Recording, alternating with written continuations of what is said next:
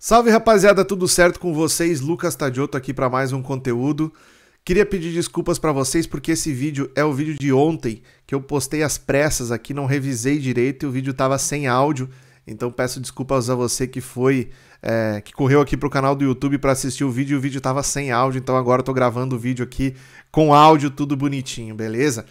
Eu queria muito estar fazendo esse vídeo para desejar para vocês um excelente 2024, dizer que 2023 foi maravilhoso e que a gente deve ter um 2024 ainda mais excelente aí nas apostas esportivas, mas a realidade é que eu tô vindo aqui no primeiro conteúdo do ano falar para vocês sobre regulamentação das apostas e esse novo desafio que se impõe aí para o apostador brasileiro, que agora, além de tentar buscar valor nas odds aí do mercado, vai ter também o desafio de se readequar a essa nova legislação brasileira que regulamenta finalmente as apostas esportivas no Brasil. Então, nesse vídeo eu vou falar um pouco sobre isso, trazer aqui tudo de informação que eu colhi em relação à aprovação dessa lei, o que vai acontecer a partir de agora, o que diz nessa lei para a gente poder entender de forma prática os impactos disso no nosso dia a dia como apostador.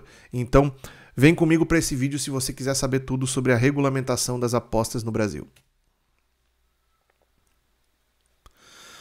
Bom, rapaziada, antes de começar o vídeo aqui, eu preciso agradecer algumas pessoas que fizeram parte desse processo todo aí, que foi bem cansativo, imagino que para eles ainda mais do que para a gente, e que se envolveram muito nessa causa, tá? Engajaram muito, batalhando aí por uma regulamentação saudável no Brasil, tá?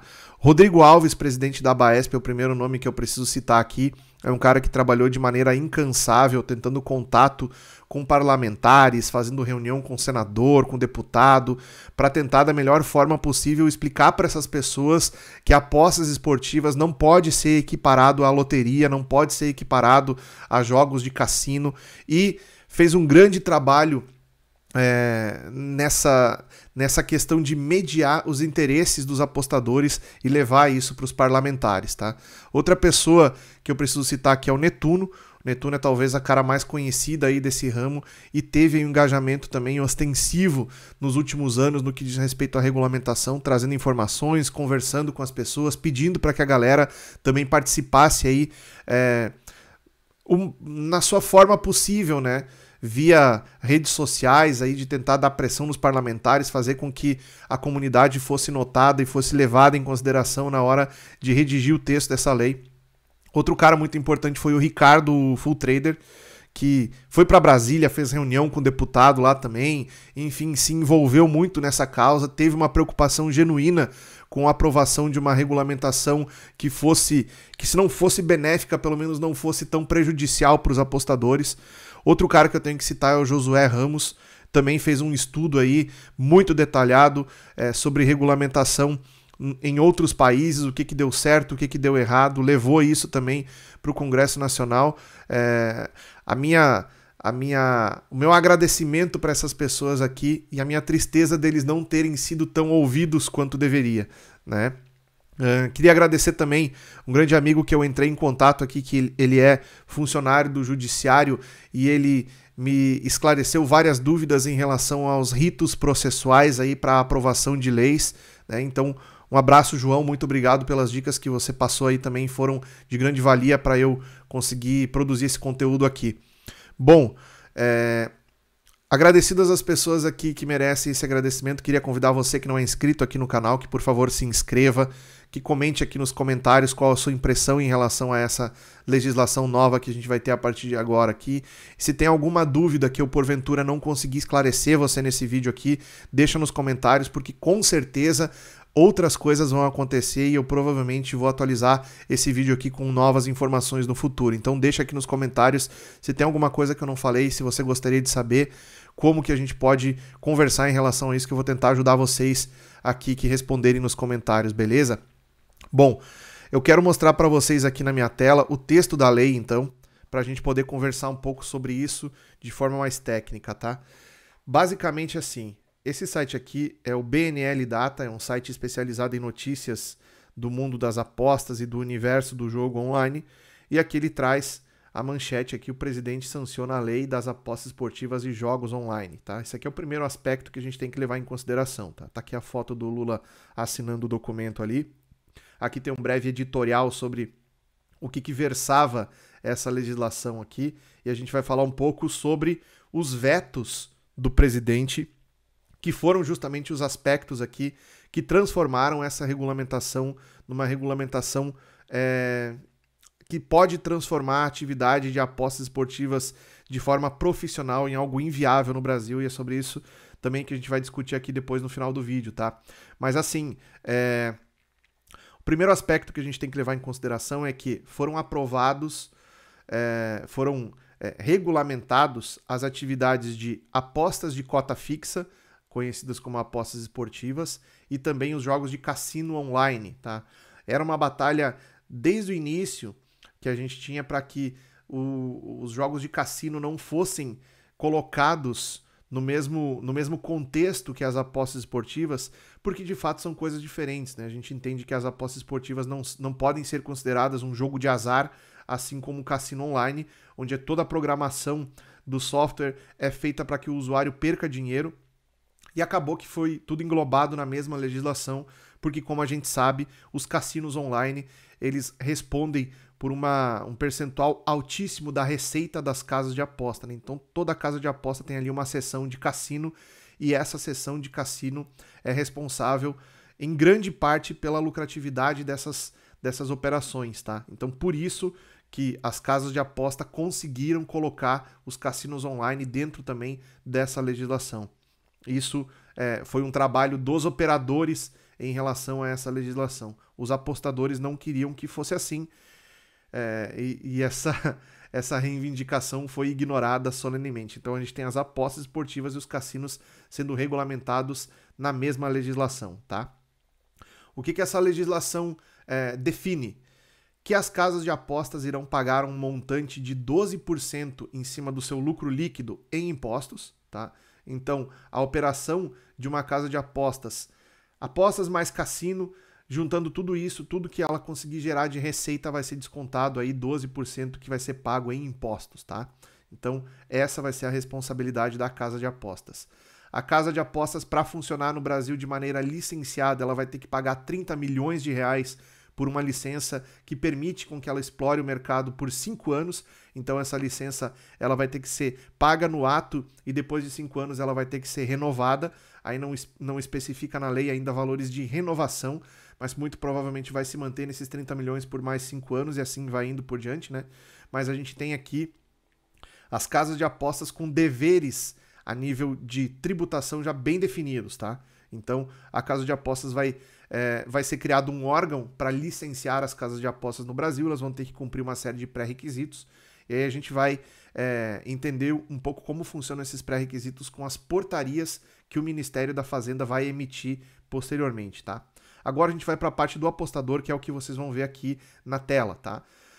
Aqui a gente tem o veto do presidente da República e as razões pelas quais ele vetou alguns artigos, tá? O destaque aqui é o artigo 31, tá? Parágrafo 1, 2 e 3 do artigo 31. Esse artigo 31 é o que define a tributação sobre o apostador, certo? Então, assim, o que diziam esses 3 parágrafos na lei que foi aprovada no Congresso Nacional e enviada para a sanção do presidente Lula? Para os efeitos do disposto nesse artigo, considera-se prêmio líquido o resultado positivo auferido nas apostas de cota fixa realizadas a cada ano após a dedução das perdas incorridas com apostas da mesma natureza. O que significa isso? Passou um ano, né? Você acabou 2023. Todas as apostas que você realizou no ano de 2023, você vai somar os reds e os greens. O que você tiver de lucro dentro dessa operação, você vai pagar um imposto de 15%. Tá? É isso que dizia o primeiro parágrafo da legislação.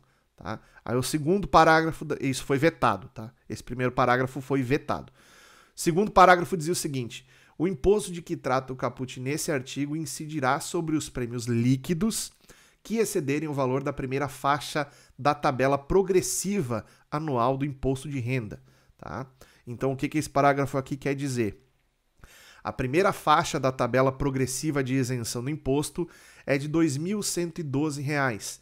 Então, se você tivesse, ao final do ano, um lucro menor do que R$ 2.112, você está isento de imposto, né?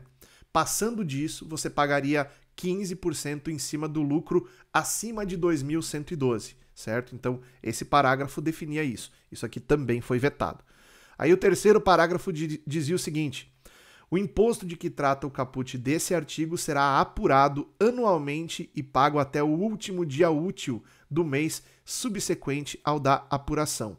Ou seja, terminou o ano de 2023, pega todas as suas apostas, soma greens e reds, o lucro, você vai pagar o imposto só em fevereiro de 2024. No início de fevereiro de 2024, você paga o imposto referente a todo esse ano de trabalho em apostas. Isso aqui foi vetado.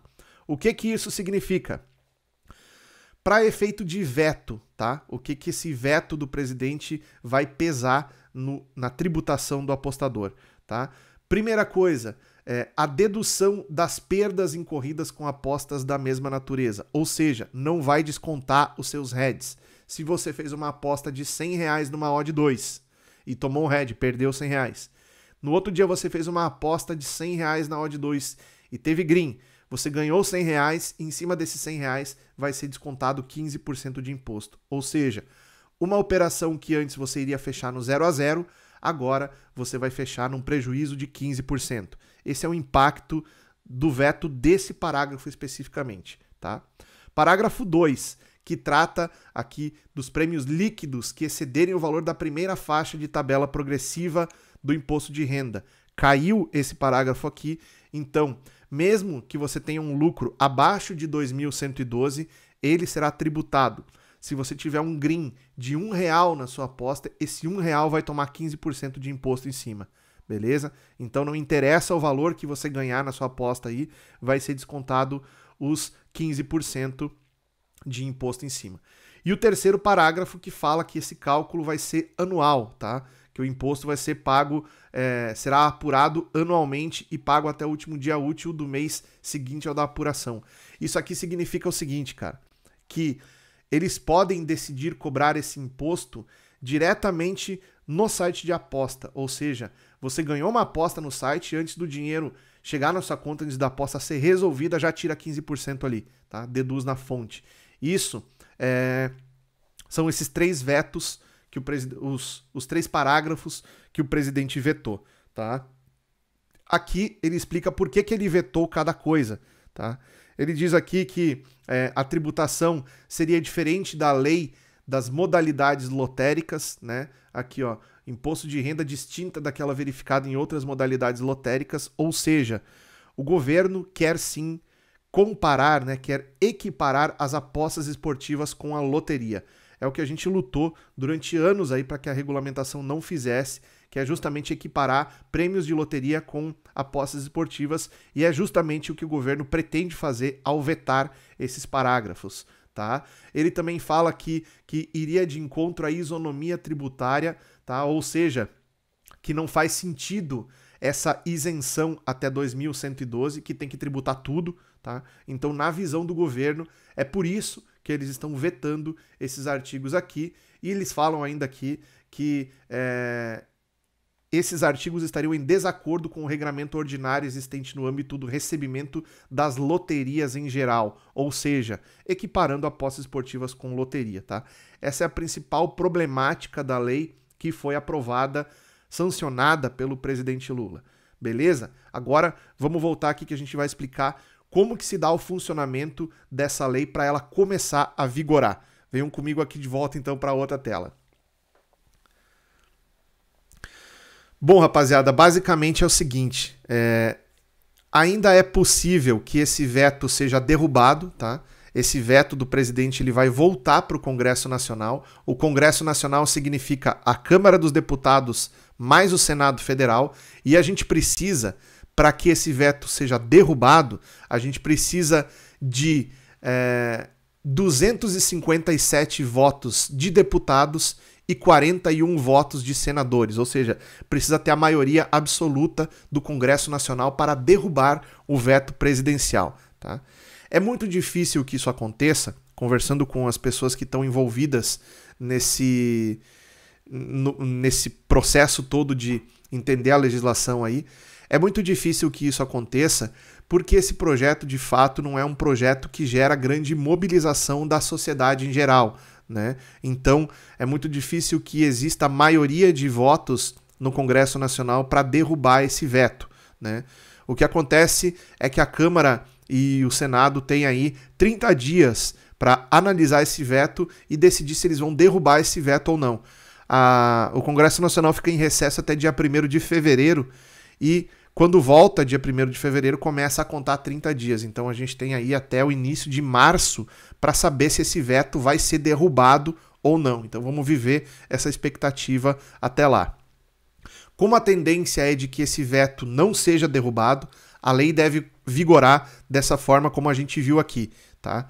Essa lei, a previsão que está escrito ali na lei é para que ela comece a vigorar no início do mês, no final do mês de junho, início do mês de julho, porque dados 6 meses depois que saiu a sanção no Diário Oficial, que é justamente essa canetada do presidente, a partir dali começa a contar 6 meses. Deu 6 meses, aí tem o período ali de licenciamento das casas de apostas. Então o que vai acontecer? A partir de agora, o governo, através do Ministério da Fazenda, vai emitir portarias explicando como que as casas vão se licenciar, quais os pré-requisitos para elas conseguirem adquirir uma licença. Além de pagar esses 30 milhões, elas têm que ter um escritório com sede no Brasil, elas têm que ter aí uma representação no Brasil que possa ser acionada judicialmente, né? Tem que ter uma empresa constituída em território brasileiro. Então tem vários pré-requisitos aí que as casas de apostas precisam cumprir para poder ter essa licença. E aí depois que elas estiverem licenciadas, também vai ter outra portaria do Ministério da Fazenda explicando como que o apostador vai pagar o imposto. Esse imposto ele vai ser pago, vai ser descontado direto lá na casa de aposta, vai ser descontado mês a mês, vai ser descontado quando o apostador for fazer um saque para sua conta, não se sabe, tá? Isso ainda não foi definido. Isso vai ser definido através de uma portaria do Ministério da Fazenda. Então, assim que o Congresso Nacional decidir se vai derrubar ou não vai derrubar esse veto, a gente vai ter aí as portarias sendo emitidas e aí vai poder entender como que esse imposto vai ser cobrado do apostador. Beleza? Até aqui o modo prático da lei é isso. Se tiver mais alguma novidade em relação a outras movimentações aí, pode ser que a gente tenha que fazer um outro vídeo ainda para frente. Mas agora eu preciso falar para vocês do que eu considero o impacto que essa legislação vai causar e de como a gente pode se prevenir ou como a gente pode trabalhar a partir disso aqui, tá? Bom, primeiro ponto é o seguinte, o governo arrecada 0% com apostas hoje. Então, por mais defeituosa que tenha sido essa legislação, por mais que ela tenha sido feita às pressas, sem consultar direito a sociedade, né, com uma votação de pessoas que têm total desconhecimento de como funciona o universo das apostas esportivas, ela vai trazer uma arrecadação para o governo que hoje o governo não tem. Então vai ser muito difícil explicar para o governo federal que eles poderiam estar arrecadando mais com impostos se essa lei fosse melhor escrita, fosse melhor,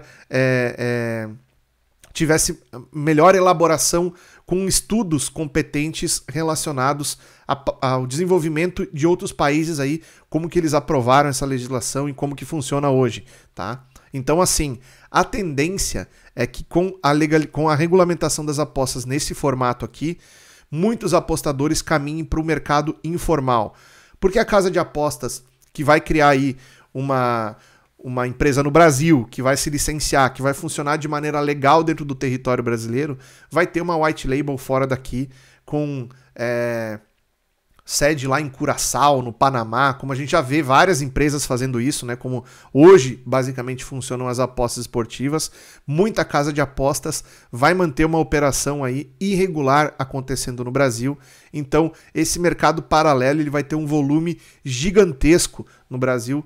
Acredito que 80% a 90% dos apostadores que hoje têm conta nessas casas não vão querer pagar esse imposto. Assim que eles começarem a tomar a mordida aí em cima do seu green nas apostas, eles vão querer migrar para uma casa de apostas que esteja funcionando de maneira irregular e que não cobre imposto, tá? Muita gente falou em trabalhar com VPN e trabalhar em outras casas fora do Brasil, como se fosse uma conta fora do Brasil. Isso tem alguns problemas bem complicados, porque vai exigir aí uma logística de você ter uma conta fora do Brasil também para poder receber seus lucros lá, e na hora de trazer esse dinheiro para dentro do Brasil, para sua conta bancária normal, a Receita Federal vai ficar de olho em cima disso. Então a gente tem aqui um cenário de fiscalização que pode colocar aí apostadores que trabalharem com maior volume nesse modelo irregular, tendo grandes problemas com o fisco, com a Receita Federal. Então, basicamente, se você quiser trabalhar com VPN, quiser trabalhar numa casa de aposta irregular, você vai estar trabalhando de forma ilegal nesse mercado. Então isso é um problema muito grande para quem quer trabalhar certinho, preto no branco, não ter problemas com a justiça, não ter problema de daqui a pouco ser pego aí pela Receita Federal e ter que pagar uma multa gigantesca de 100% em cima dos lucros que teve sem pagar imposto. Isso tudo pode acontecer num cenário onde a gente precise trabalhar de forma irregular, tá? Outra sugestão que o pessoal deu nos comentários aí quando a gente começou a falar sobre essa legislação seria mudar de país, trabalhar em outro país que tem uma regulamentação melhor. Eu não sei vocês, mas se mudar de país, sair do Brasil fosse assim tão fácil, acredito que muito mais gente já teria feito esse caminho, né? Então a gente não pode considerar ter que sair para outro país para poder trabalhar com aquilo que a gente trabalha hoje aqui só para não virar um criminoso dentro do próprio país, né? Eu acho isso meio absurdo até de se pensar. Eu acho que a gente tem que tentar fazer com que a legislação no Brasil evolua para uma situação onde a gente consiga trabalhar dentro do Brasil de maneira regular, tá? Então, basicamente, essa é a minha ideia em relação a essas alternativas aí que a gente tem. Outra coisa, a gente está aprovando aqui, não, né? O Congresso propôs para o presidente sancionou, né? Aprovou uma lei diferente daquilo que poderia ser aprovado, diferente do melhor cenário possível que a gente poderia trabalhar. Na verdade, a legislação, se ela passasse sem nenhum veto, ela não seria o cenário ideal, ela seria um cenário menos pior, né? A gente pagaria imposto e poderia aí ter deduzido nossos REDs, enfim.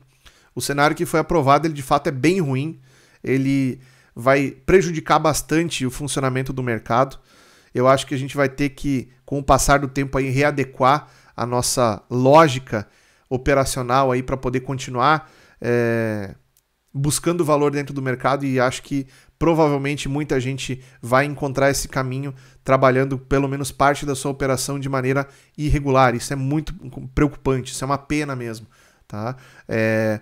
Agora, outra coisa que eu queria falar para vocês, para fechar um pouco esse discurso, esse conteúdo aqui, eu ouvi muita gente falando o seguinte: não adianta ir atrás desses idiotas aí, não adianta querer fazer barulho na rede social, marcar os caras, eles não vão nos ouvir, eles não estão nem aí pra gente.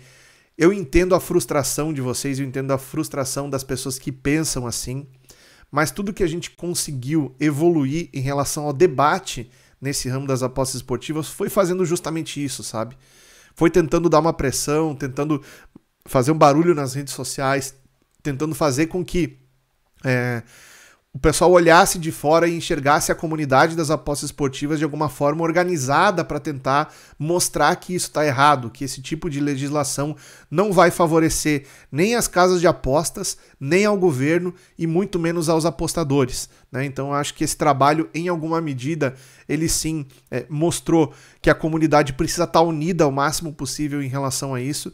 E se eu desistir, se eu desacreditar do nosso potencial de tentar